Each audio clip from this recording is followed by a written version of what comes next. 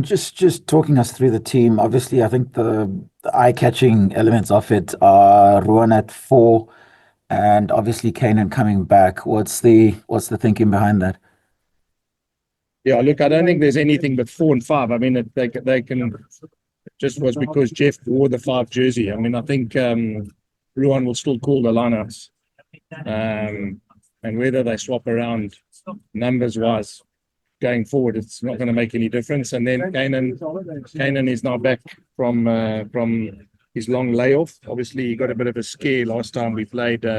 His recovery back after his HIA was a bit longer than initially thought, but he's back now and obviously covers all the positions in the backline.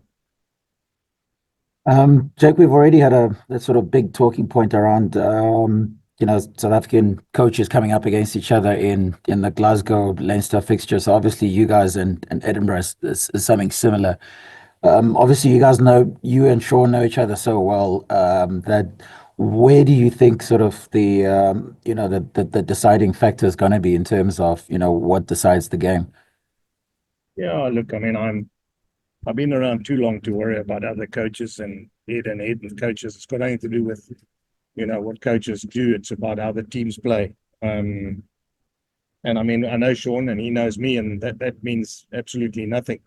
Tomorrow's a game in Edinburgh, and they're a good team. I mean, they're laden with internationals. They too are in the quarterfinals of this competition, and they're playing at home. And the reason for their playing at home is that they finished higher on the log than we did in the Challenge Cup. So yeah, I don't really foresee anything untoward. I mean, I'll probably see Sean for dinner tonight as well. So there's nothing. It's not about me and him. It's not about anyone out thinking anybody. It's about how the team plays and whether the teams are good enough tomorrow. Jake, it must be nice this week after the momentum of last weekend's win to have Ruan Nortje and Hanekom back in the pack. Two changes made to the team, and also it's nice because for first time in a long time we've got a bit of a settled group in terms of guys we didn't get any injuries last week, thank goodness. And what's nice is we could literally keep the same backline, and we've made 2 changes to the forwards, and 2 Springboks have come in. So what I am looking forward to is a little bit of continuity, a little bit of reward for how they played last week, and then as you see, Kobus, very good bench. Bench of I think 6 Springboks on our bench, which hasn't happened for us for a long time, that we could have 6 Springboks on our bench. So slowly coming into the back end of these competitions, and as I said, there's 3 games left in this quarterfinals, semi-finals, finals. Always nice to know that you've got most of your best players, coming back and being part of this group. Thanks. Just at lock, it's a nice opportunity for JF to see how Ruan goes about in the lineouts. Yeah. I mean, he's grown. I mean, I remember. It's funny. We played Edinburgh in the very first game of the season at Loftus. It was the round 1 game of the URC, and I looked at our team, and I think it was Jeff's first start.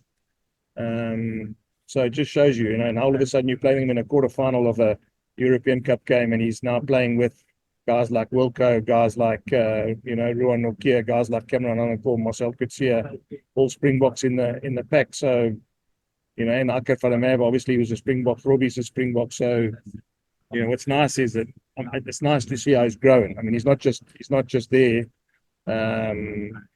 by making up a number with us. I mean, he's generally growing and growing and growing, and as I said it verbatim to you guys, he's 20 years old, 21-year-old tight forward at Northern Transvaal. In the old days would have been seen as something special. So it's nice to know we've got a young 21-year-old lock coming through our ranks and starting with Springboks against a good team in the quarterfinal of a tournament. Hi Jake, it's Ashfaq. Hope you're well. Ashfaq, thank you. Cameron, Hanekom, obviously a lot of the talk of 4G pitches, it's a quick game and faster and all of that. So that will certainly aid you in terms of that with his pace. But just where is he at the moment? Because it's been a sort of a tricky period. He's been injured, out, then came back, then was out again. Yeah. Yeah, look, two questions there, Ashfaq. One is, yes, it's a quick pitch. It's 4G. It'll suit him. It'll suit him like a glove. I mean, he's a out and out athlete.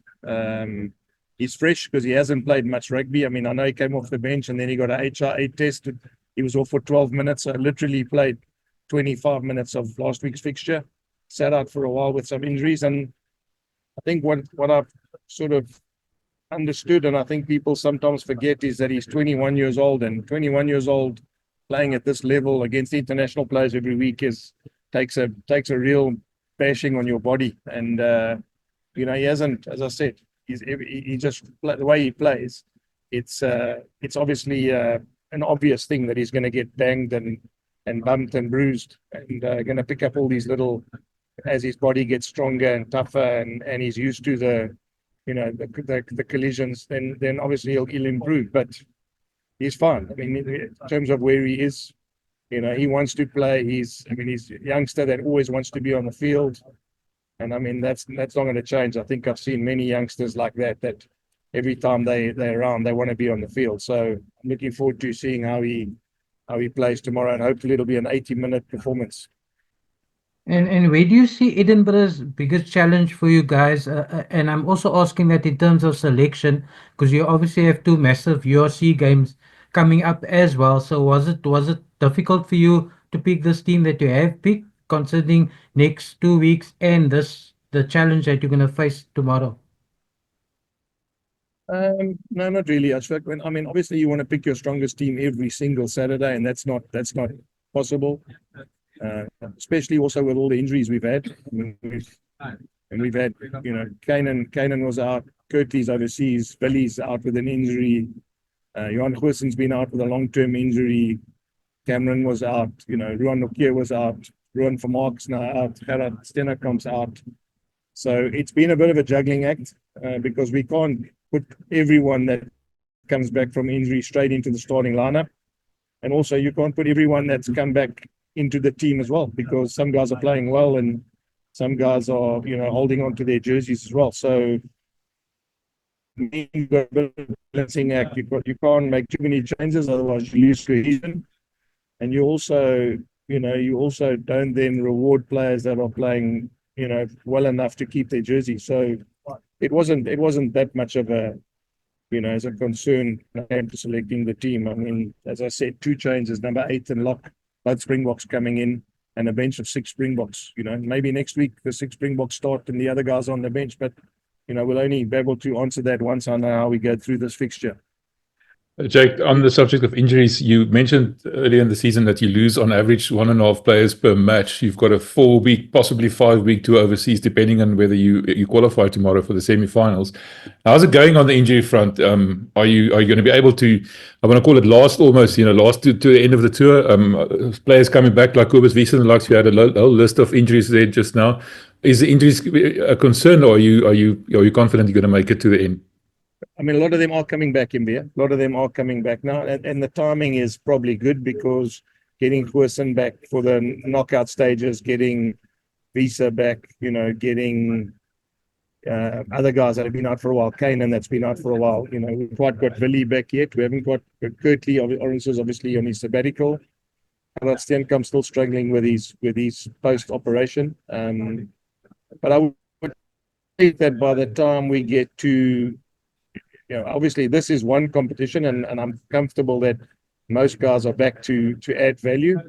I'm hoping that, we can carry on winning. And then when we get to the last rounds of all these competitions, then we'll have our best players available. But you're never guaranteed, because when one goes down, the other one comes back, or sometimes you think you've got a position covered and you could lose a player. So unfortunately, it's just the nature of where we are in terms of the season, in terms of the time of the year, in terms of guys that have had operations, etc. So, but it's not doom and gloom, MBA. I mean, I think every team and every coach is going through exactly the same thing.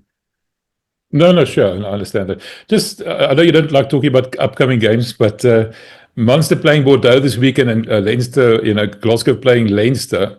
Those are big games. I'm talking about you guys going to those two venues to go play those teams. Do you think that might have an impact? A bit of a lead in the legs next week, maybe. I'm sorry to jump ahead, but I was just curious about that. Well, I mean, look, I'm sure that in any season you look at who they play before and after there's no doubt. Look at Leinster. They didn't bring their main guns because they wanted to do well in Europe. Now it's like that's the shootout with all the best players in club rugby playing against each other, MV. And you're right. I mean, Munster, Bordeaux, what an unbelievable game to look forward to. And then Leinster, Glasgow. I mean, those are URC champions playing against arguably one of the best club sides in the world. So it is going to take effect. I mean, but it takes an effect playing Edinburgh away and playing Bayonne away and then playing Munster away and then Glasgow away. And so, it just depends on which side of the fence you're looking at. You can find any reason to, 4 weeks away from home, maybe 5 weeks away from home. Is that more detrimental than playing one big tough game, in a European Cup game? And there's no answer to that. I mean, there's no right or wrong. So, every team would be looking with interest at each other to see who's doing what, how they fronting up, how they look week to week. And as I said to you, and I've said it to you many times, is that our challenge as a club, when I talk about the Bulls, we just want to be our best every time we get to knockout rugby, because that's when it counts. You want to be alive in the last 3 weeks and play your best rugby. And this will be a good test because it's a quarterfinal. When we go to the semi-final, then there's only 4 teams left. So it's a good opportunity for us to measure ourselves on a knockout game. Well, I've got full faith that you need to book that, delay your flights for that final game against Pass. Hopefully you go off. Good luck tomorrow, Jake. You well. Thanks, Emvia. Thank you. Appreciate it. Thank you. Last weekend you played may I call it a more conservative game, a more disciplined game. Will we see this week a new Bulls playing a faster game, or it is knockout rugby, or are you going to stick with that game plan more or less what you played last weekend? Oh, Carl, it was interesting because I actually wondered what people thought of that fixture. And we took 3 points when we were in front of the polls to make it 3-3. And we ended up scoring 4 tries and got a bonus point. I know there are no bonus points, but so the sort of impression would be that we were quite conservative and yet we scored 4 tries. So it's as I said, I think knockout rugby sometimes means you go to the corner and you take the 7, you take the chance, because you could knock them out. You could knock the other team out of the competition by scoring at a certain time, or you could build scoreboard pressure, take the 3 in front of the polls. So there's no right or wrong. I think for me, I left the shores of South Africa saying to you guys that it's knockout rugby now. And now it's about finding a way to get a win. And if it means we go to the corner and we maul and we score, then that's the way we'll play. And if that is perceived to be daring or less conservative, well, then that's what we'll have to do. But, Edinburgh away, I sort of always feel like I'm sort of explaining things to you guys, but it's another away game, guys. Another away game against another international team. It's 2 weeks on tour. It's 4G pitch, which we don't play on back in South Africa. So there's a lot of contributing factors that are going to influence the way we play. And I suppose the message to the players is, let's just do what we do well and make sure we find a way to win. And if it means that we have to go into our shell at times, then let's do it. And if it means we have to express ourselves and play, let's do it as well. So it's not one or the other, I don't think, Carl. I think it's a little bit of the good side. The good sides find a way in a game to do both. Hi, Jake. Hope you're well. Last week's win in France was a big one for you guys, especially with the youngsters not having that experience, always tough games.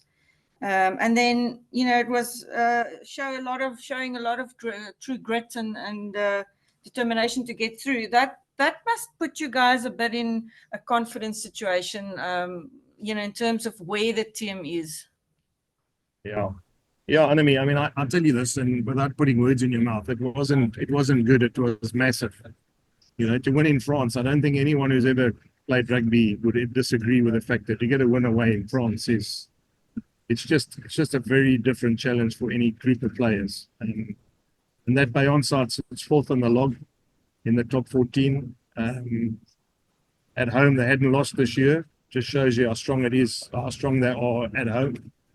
And it does. It gives you confidence. I mean, it gives you mass amounts of confidence as a group. I mean, the winning feeling is like anything. It's, you know, it's something you can't bottle. And the vibe in the group is fantastic. I mean, everyone is so upbeat. We've just arrived in Scotland.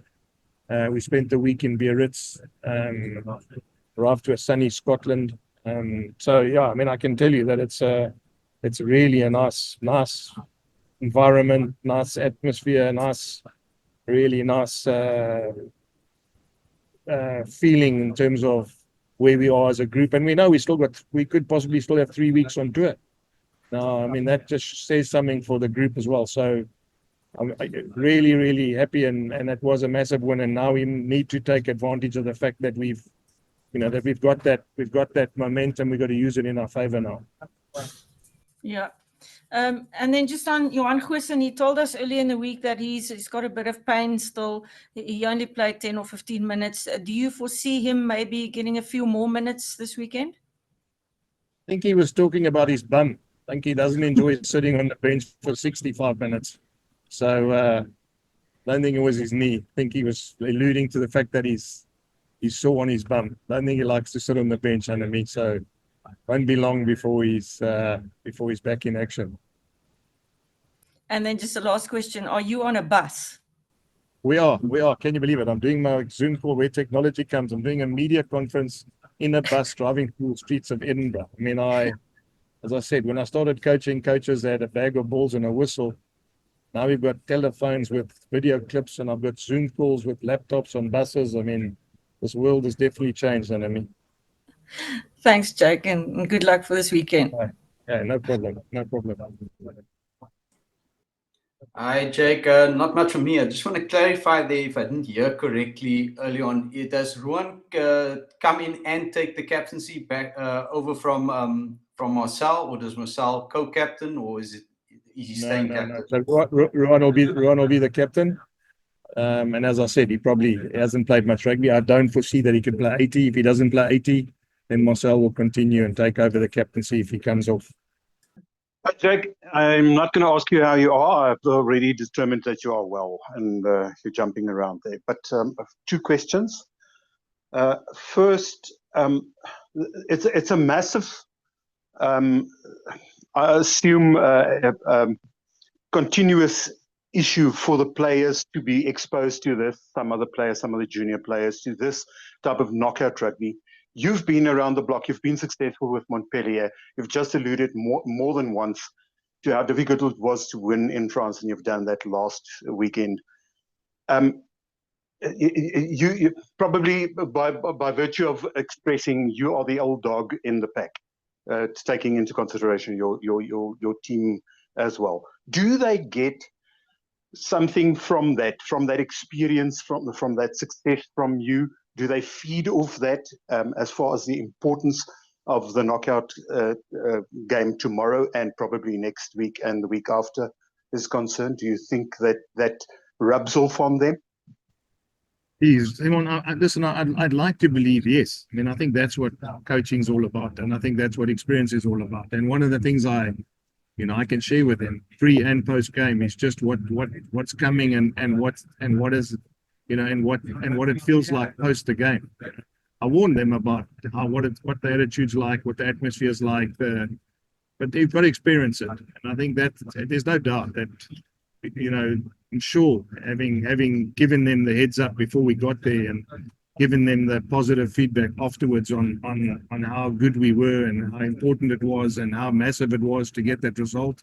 I'm sure, Simon, I would really like to believe that yes, that is something that I'm sure the team would thrive on. I mean, it's no different to if you go into, I suppose into a situation that you have a leader that's been there before as well. Then they give you all the shortfalls or the potential shortfalls that could happen. So yeah, Simon, I do believe that having been here, having coached in this, having been part of games like this, is no doubt. But then also don't underestimate, I've seen the massive improvement of a guy like Ruan Nortje, who came back from beating the All Blacks twice last year.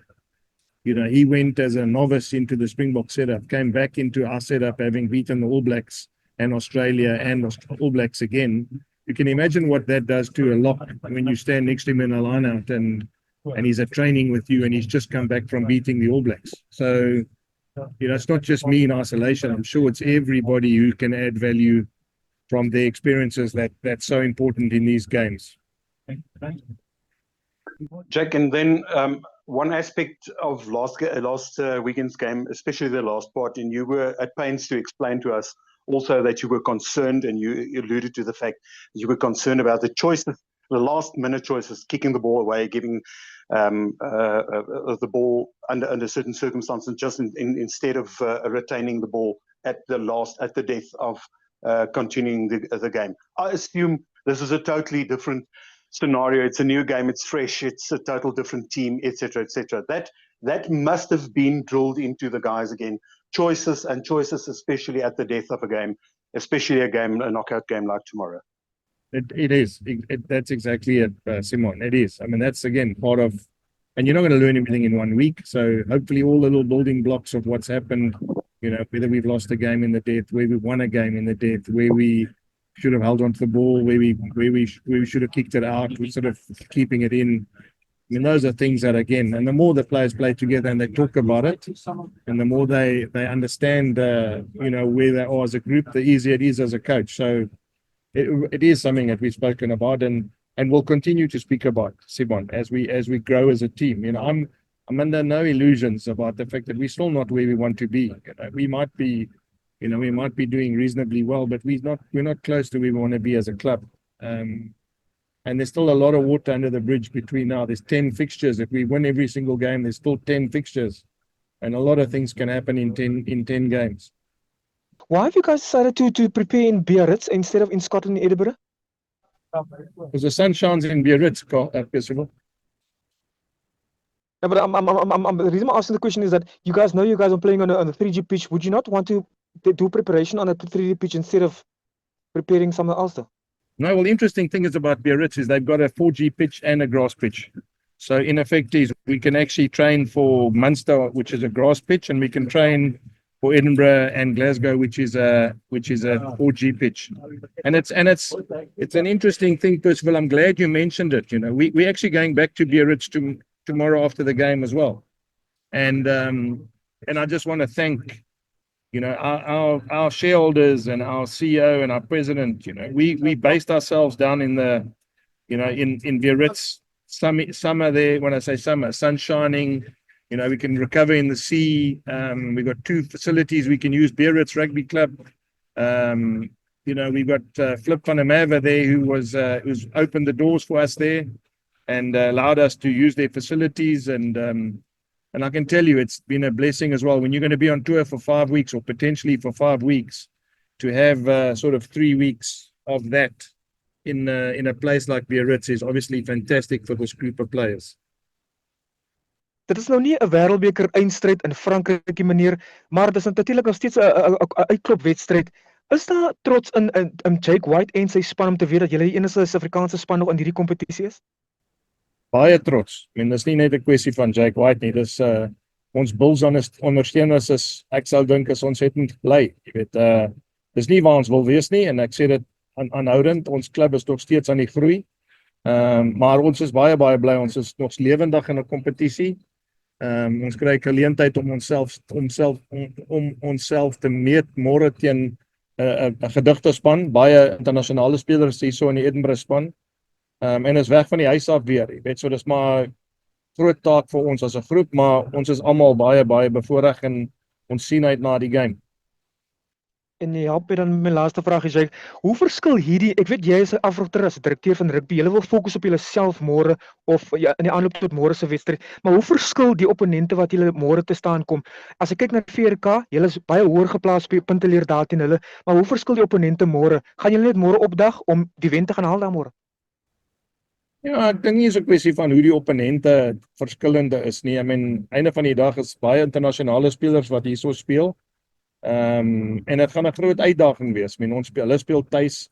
Ons is nou 2 weke weg van die huis af.